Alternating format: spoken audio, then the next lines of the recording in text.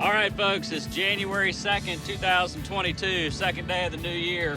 I just rolled in up here at Dowds, Iowa with my buddy Paul Fountain of Fountain Outfitting. We're headed to our farm to hunt for the evening, and we have got the best weather you could ever imagine for late muzzleloader season. It is 10 degrees right now. That's as warm as I've seen it. It's been as low as 4 today.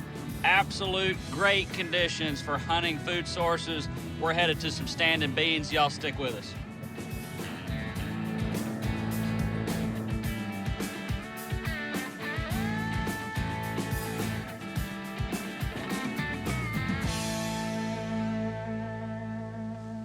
This is just awesome. It's one of the reasons that I love Iowa late season muzzleloader so much. It is 8 degrees right now, and we snuck into this redneck blind. Paul set it up on the standing bean field with a border of some really thick cedars, and we were able to get into this blind with 23 deer out feeding in the field right now. There's a bunch of does and a couple bucks just 100 yards back in this bean field, and my cameraman Brad, Bill, and I snuck in here really quiet, and we're set up for the afternoon. It is freezing cold. It's going to get down to -4 tonight. These deer are feeding like crazy. It's the perfect conditions to catch a mature buck out in his feet post-rut, looking for these calories. They've got to eat to stay alive. We've got the right wind, we've got the right setup, and hopefully we'll get a shot at a big buck.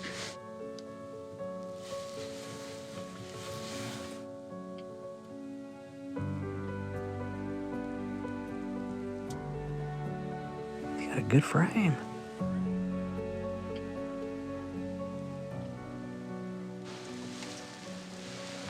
That's a beautiful buck. He's out there about 200 yards at the end of this bean field. Really a good looking mature deer. To me it looks like a good frame 10-pointer that broke off his G2 or maybe his G3 on his right side. Really an awesome looking deer. He's a pretty good ways off. I'd like for him to come a little bit closer to the redneck blind and let me get a better look at him and maybe get a shot. It's so much fun to see all these deer feeding out here on a super cold day in the snow with the sunlight hitting them. It's a magical place here in southern Iowa. We've got a mature buck in the field. It just doesn't get any better than this.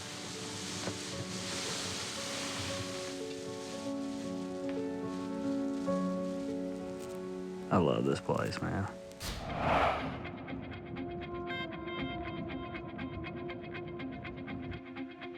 All right, folks, it's January 3rd.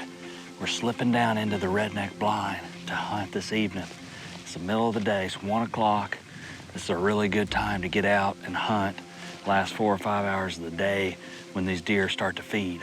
We've got a great food source, standing beans where the deer are eating. There are deer beds everywhere in these cedars. We have got a great entry to this redneck blind. We're slipping in through a little bit of a trellis and we're dropping right in that blind. And if there's deer in that field, they're never gonna see us, and the same for our exit. Those are 2 keys to late season hunting.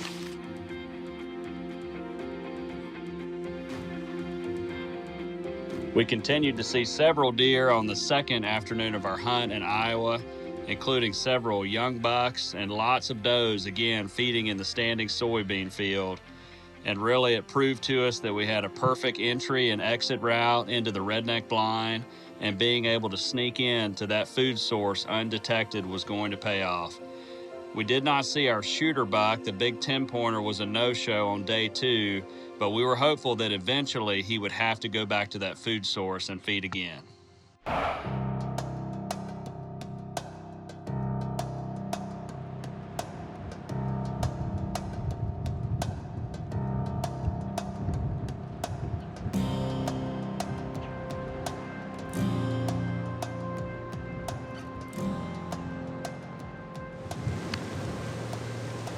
That's him. That's him, Brad. I gotta get up here, man. Can you see him?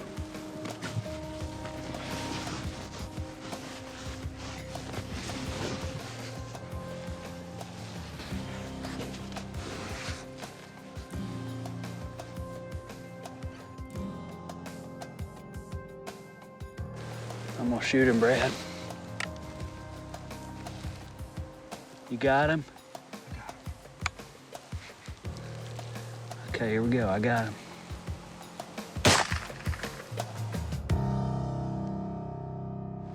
I hit him, Brad, I hit him. There he goes, right there. Is he gonna go down? He's crossing that creek. Look at it, he's going down, he's going down. He's down right there. Brad, he just went down, man. Oh my gosh. Folks, we're just walking into the redneck blind. We just shot our buck. He was out here in this field. It's 1 o'clock on the nose. And this is the time we've been getting into our blind here to hunt this standing bean field. But I knew, I had a feeling these deer were gonna be moving early today. I just couldn't quite get here any earlier. And there were some turkeys standing right in front of this redneck blind when we got here. And they saw us, and the turkeys scampered off into the field, and they were spooked. And I looked up, and I could see a buck. And I saw there was a worn out patch. He's got a tuft of hair that's gone right there on his shoulder. And I knew it was the buck, this big 10-pointer that we saw a few nights ago.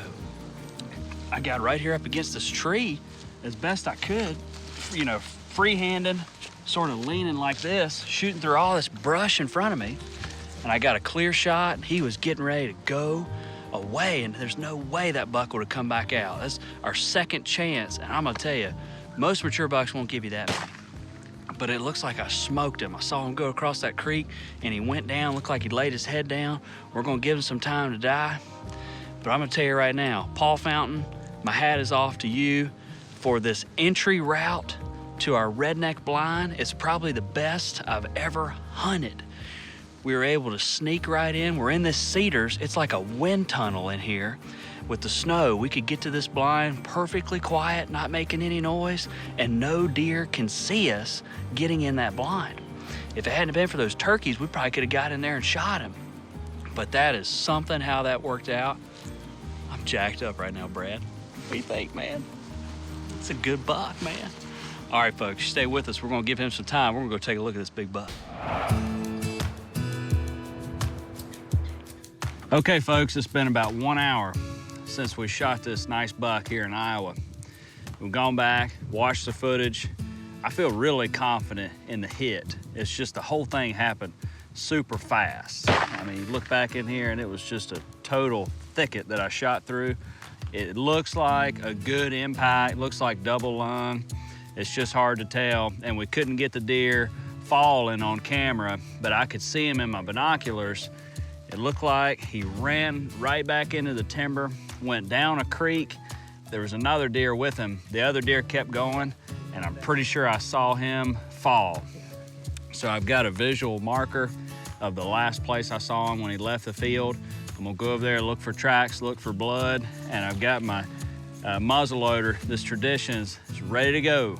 Cause I tell you just never know. You gotta be ready for a follow-up shot. Just as fast as that first shot happened, another one could, but hopefully he's laying here dead. We're gonna go look. Blood all over the place, man.